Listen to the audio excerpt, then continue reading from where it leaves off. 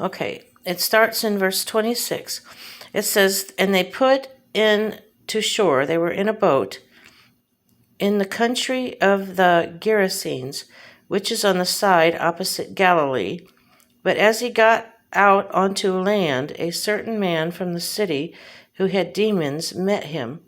And for a considerable time he had not worn clothing, and he was staying not at home, but among the tombs.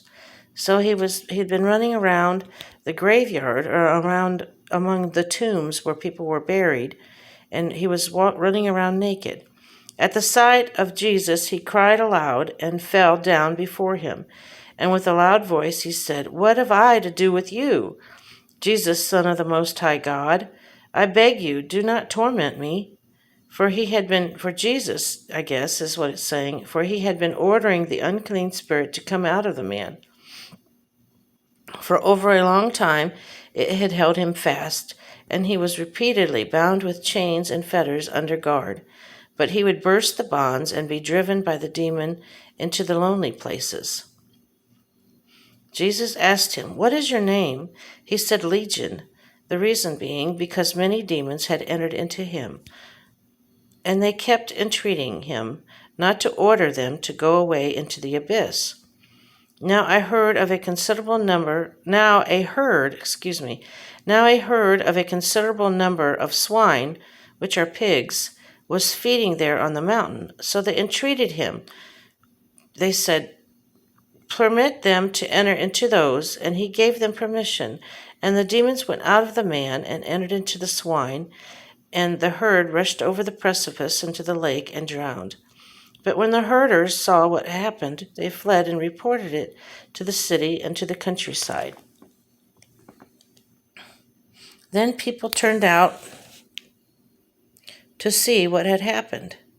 And they came to Jesus and found the man from whom the demons came out, clothed and in his sound mind, sitting at the feet of Jesus, and they became fearful. So the man had been in his sound mind, and because Jesus had cast the demons out, and he was wearing clothes. Those who had seen it reported to them how the demon-possessed man had been made well. So all the multitude from the surrounding country of the Gerasenes asked him to get away from them, because they were in the grip of fear.